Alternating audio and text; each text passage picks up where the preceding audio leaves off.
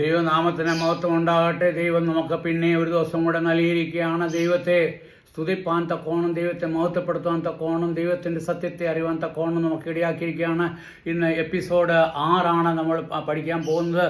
ഇവിടെ നമ്മൾ പഠിക്കുന്നത്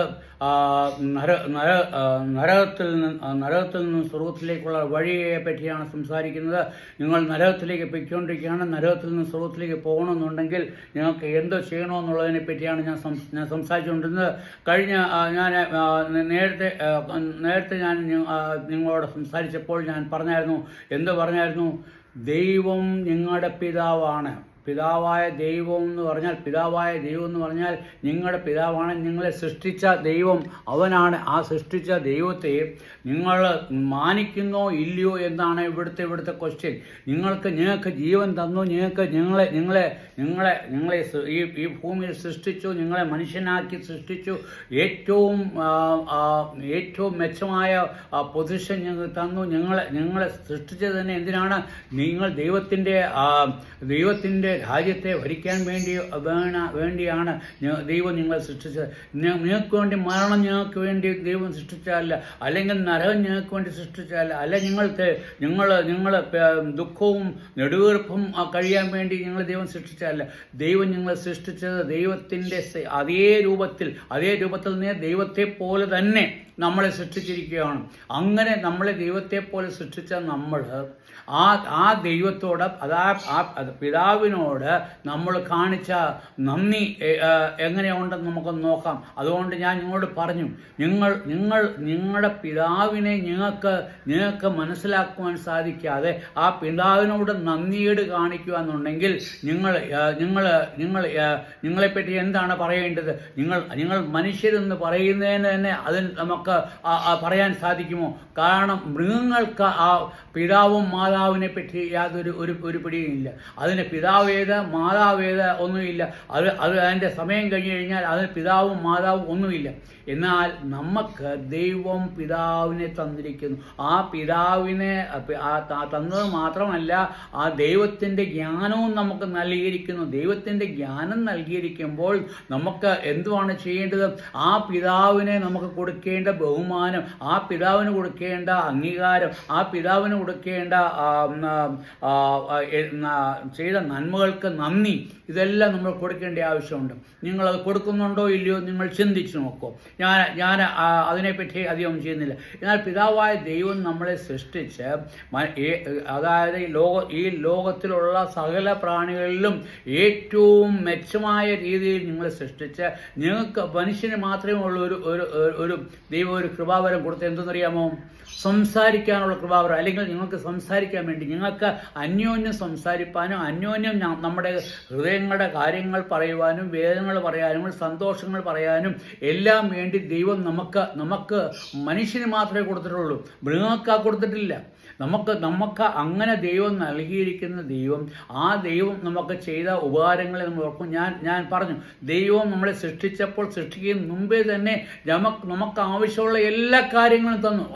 നമുക്ക് ഏതെങ്കിലും ഒരു കാര്യം പറയാമോ? ദൈവം എനിക്ക് ഇന്ന കാര്യം തന്നില്ല, അതുകൊണ്ട് ഞാൻ ഈ ദൈവത്തെ നമസ്കരിക്കുന്നില്ല. അങ്ങനെ നിങ്ങൾക്കൊരു കാര്യം പറയാൻ പറ്റുമോ?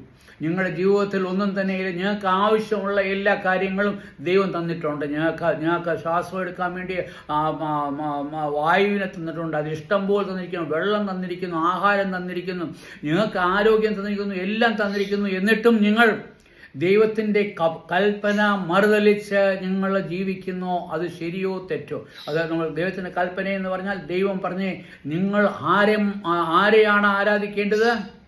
എന്നെ മാത്രം. ഞാനാണ് ജീവനുള്ള ദൈവം. ഞാൻ ജീവനുള്ള ദൈവമായതുകൊണ്ട് നിങ്ങൾ എന്നെ വേണം ആരാധിക്കാൻ.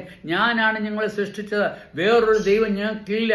നിങ്ങൾക്ക് വേറൊരു ദൈവം ഇല്ലാത്തപ്പോൾ നിങ്ങൾ വേറൊരു ദൈവത്തെ ഉണ്ടാക്കിയിട്ട് അത് എൻ്റെ ദൈവമാണ്, അല്ലെങ്കിൽ ഒരു കല്ലിനെ മണ്ണെ കൊണ്ടൊരു ഒരു രൂപം ഉണ്ടാക്കിയിട്ട് അത് പറയുകയാണ് അത് എൻ്റെ ദൈവമാണ് എന്ന് പറയുമ്പോൾ നിങ്ങൾ ദൈവത്തെ നിങ്ങൾ അവമാനിക്കുകയാണോ അതോ നിങ്ങൾ ദൈവത്തിന് മഹിമ കൊടുക്കുകയാണോ?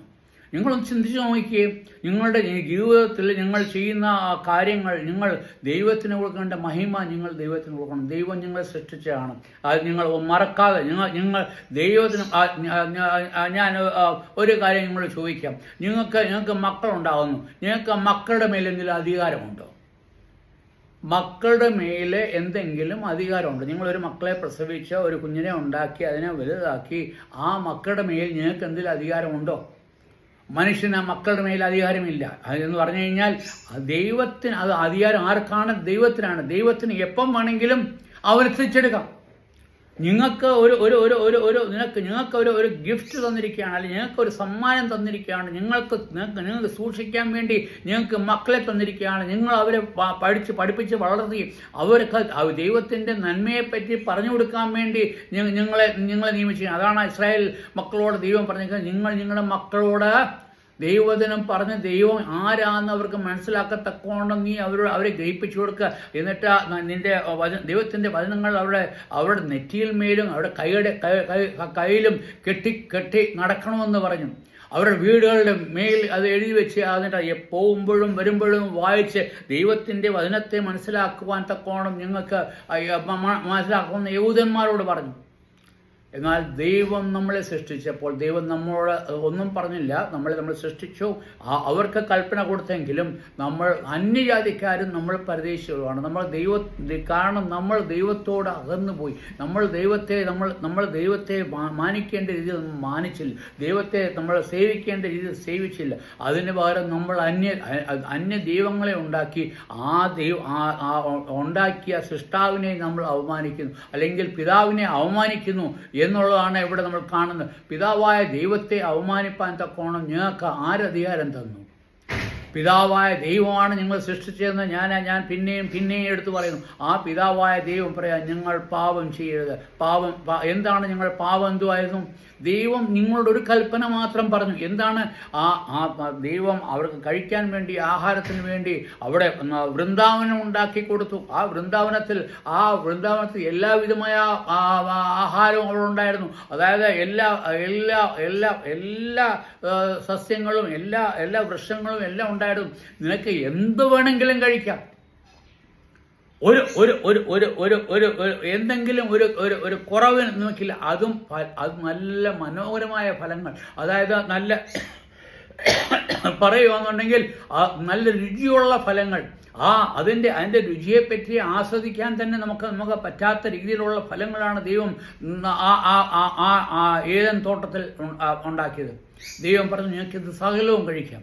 നിങ്ങൾക്ക് 2 കൽപ്പനയാണ് ഞാൻ നിങ്ങളോട്. നിങ്ങളിത് സൂക്ഷിക്കണം, നിങ്ങളിവിടെ സൂക്ഷിക്കണം. രണ്ടാമത് ഞാൻ പറഞ്ഞ ഈ കൽപ്പന ഈ കൽപ്പന നീ മാനിക്കണം. അതായത് ഈ കൽപ്പന നീ അനുസരിക്കാതെ. എന്തോ കൽപ്പന? ഈ 1000 മരങ്ങളുള്ളതിൽ ഒരു മരത്തിൻ്റെ ഫലം നീ കഴിക്കരുത്. എത്ര? 1000 മരങ്ങൾ. 1000ങ്ങളോ അതിൽ കൂടുതലുണ്ടോ എനിക്ക് അറിഞ്ഞുകൂടെ. ഞാനൊരു ഉദാഹരണം പറഞ്ഞു. 1000 മരങ്ങളിൽ ഒരു മരത്തിൻ്റെ ഫലം നീ കഴിക്കരുത്. എന്നിട്ട് മനുഷ്യൻ എന്താണ് ചെയ്തത്? മനുഷ്യൻ ചെയ്തത് ആ ഫലം തന്നെ പറിച്ച് കഴിച്ചു. എന്താണ് മനസ്സിലുണ്ടായതെന്ന് അറിയാമോ? അവൻ്റെ മനസ്സിലെ വിചാരം എന്താണെന്നറിയാമോ? ദൈവമാര് അവനെ ഞാൻ അനുസരിക്കത്തക്കോണം കാര്യം എന്താ? അത് ആര് പറഞ്ഞു കൊടുത്തു? സാത്താനാണ് അത് പറഞ്ഞു കൊടുത്തത്. അവൻ പറഞ്ഞു, നിങ്ങൾ ദൈവത്തെ പോലെ ആവും, ഞങ്ങൾക്ക് ദൈവത്തിൻ്റെ ജ്ഞാനം നിങ്ങൾക്ക് കിടക്കും. ദൈവം നിങ്ങളെ സമ്പൂർണ്ണ ജ്ഞാനം തന്ന് നിങ്ങളെ ഉണ്ടാക്കിയതിന് ശേഷം അതിൽ കവിഞ്ഞ ഏത് ജ്ഞാനമാണ് ഞങ്ങൾക്ക് കിട്ടേണ്ടത്? ഒന്ന് ആലോചിച്ച് നോക്കി. നിങ്ങൾക്ക് എല്ലാം സമ്പൂർണ്ണമായിട്ട് തന്നിട്ടുണ്ട്. ഏതെങ്കിലും കാര്യത്തിന് കുറവുണ്ടെങ്കിൽ നിങ്ങൾക്ക് പറയാം, എനിക്ക് ഇന്ന കാര്യത്തിന് കുറവുണ്ടായതുകൊണ്ടാണ് ഞാൻ ആ ഫലം കഴിച്ചത്. അതുകൊണ്ട് എനിക്ക് ജ്ഞാനം ഇല്ലായിരുന്നു. അതുകൊണ്ട് ജ്ഞാനത്തിന് വേണ്ടിയാണ് ഞാൻ. ദൈവം സമ്പൂർണ്ണ ജ്ഞാനം. കാരണം അവന് അറിയാൻ പറ്റാത്ത യാതൊരു കാര്യമില്ല. അതിൻ്റെ സമ്പൂർണ്ണ ജ്ഞാനത്തിൻ്റെ ഒരു ഉദാഹരണം മാത്രം പറയുകയാണ്. എന്താണ് സമ്പൂർണ്ണ ജ്ഞാനത്തിൻ്റെ ഉദാഹരണം എന്ന് പറഞ്ഞാൽ? മൃഗങ്ങളെയെല്ലാം കൊണ്ടുവന്നു. ആദം എല്ലാ മൃഗങ്ങളെയും നോക്കിയിട്ട് അതിന് പേര് കൊടുത്ത് അതിനെ പറഞ്ഞു വിട്ടു. ദൈവം എന്തിനാ ഈ മൃഗങ്ങളെ കൊണ്ടുവന്ന് അവിടെ പ്രത്യേക ഇതുകൊണ്ട് അതായത് അവനൊരു തുണയെ ആവശ്യമുണ്ട് എന്നും പറഞ്ഞുകൊണ്ടാണ് അത് ചെയ്തത്. എന്നാലും അവൻ മൃഗങ്ങളെ കൊണ്ടുവന്നിട്ട് ഒരൊറ്റ മൃഗങ്ങളെ പോലും എടുത്തില്ല. എന്നാൽ ദൈവത്തിൻ്റെ സർവ്വജ്ഞാനം അവൻ്റെ ഹൃദയത്തിലുണ്ടായിരുന്നു. അവൻ്റെ ആ മനുഷ്യൻ്റെ രീതിയിലുള്ള ആ മൃഗങ്ങളല്ല. ആ മൃഗങ്ങൾ മനുഷ്യനായിട്ട് മാറാൻ പറ്റത്തില്ല. ആ മൃഗങ്ങളെ അതിനെ ഓരോന്നിനും പേര് കൊടുത്ത് അതിനെ പറഞ്ഞയച്ചു. എന്നിട്ട് ദൈവം ചിന്തിച്ചു, ഇവന് തക്കതായ ഒരു തുണയെ ഞാൻ കൊടുക്കും എന്ന് പറഞ്ഞുകൊണ്ട് അവൻ എന്ത് ചെയ്തു? അവനെ ഒരു ഗാഢനിദ്ര വരുത്തി അവൻ്റെ വാരിയലിൽ നിന്ന് ഒരു വാരിയലിലെടുത്ത് അവന് ഒരു സ്ത്രീയെ ഉണ്ടാക്കി. ഈ സ്ത്രീയെ ഉണ്ടാക്കി നമുക്ക് ഗാഢനിദ്ര എന്ന് പറഞ്ഞാൽ നമുക്കറിയാം, ഗാഢനിദ്ര നമുക്ക് ഒരു കാര്യം പോലും നമുക്ക് ഓർക്കാൻ സാധിക്കില്ല. ആ ഗാഢനിദ്രയിൽ നിന്ന് എഴുന്നേറ്റ് സ്ത്രീയെ കണ്ടപ്പോൾ എന്ത് പറയുന്നു? പറഞ്ഞ കാര്യം നമ്മളൊന്ന് ചിന്തിക്കുകയും, അവൾ എൻ്റെ ശരീരത്തിൻ്റെ ശരീരവും എൻ്റെ മാംസത്തിൽ, എൻ്റെ അസ്ഥിയും എൻ്റെ മാംസത്തിൽ മാംസമാണ്. അതായത് എൻ്റെ ശരീരമാണ്, എൻ്റെ സ്വന്തം ശരീരമാണ് എന്ന് അവനുള്ള ജ്ഞാനം ആര് കൊടുത്തു? ജ്ഞാനമില്ലാത്തവരാണെന്നുണ്ടെങ്കിൽ അവൻ അങ്ങനെ പറയാൻ പറ്റുമോ? നിങ്ങളൊരു ഓപ്പറേഷൻ തിയേറ്ററിൽ പോയിട്ട് ഒരാൾ നിങ്ങളുടെ മുമ്പിൽ കൊണ്ടുവരുന്നത് അത് നിൻ്റെ ഭാര്യയാണെന്ന് നിനക്ക് പറയാൻ പറ്റുമോ? പറയണമെന്നുണ്ടെങ്കിൽ അവൻ ഓർമ്മയില്ലാതെ ഉണ്ടെങ്കിൽ അവൻ നേരത്തെ അങ്ങനെ ഒരു സ്ത്രീയെ കണ്ടിട്ടില്ല, അത് ഭാര്യയാന്ന് പറയാൻ പറ്റത്തില്ല. ഇതാണെങ്കിൽ ഒരു സ്ത്രീയെ കാണാത്ത ഒരു വ്യക്തി, ഒരു സ്ത്രീ തൻ്റെ മുന്നിൽ വന്നപ്പോൾ, സ്ത്രീയെ കണ്ടപ്പോൾ എന്താണ് പറയുന്നത്? ഇത് എൻ്റെ ശരീരം, ഇത് നരനിൽ നിന്നും ഉത്ഭവിച്ചതുകൊണ്ട് ഇവിടെ നാരി എന്ന് വിളിക്കും. അന്നേരം നരനിൽ നിന്നും ഉത്ഭവിച്ചു, അതായത് എന്നിൽ നിന്നും ഉത്ഭവിച്ചവളാണ്. എനിക്ക് തക്കതായ തുണ ഇവളെ മാത്രമാണ്. ഇതേപോലത്തെ ഒരു തുണ എനിക്കിനി കിട്ടാനില്ല. അസമ്പൂർണമായ സംതൃപ്തിയാണ് അവിടെ കാണുന്നത്.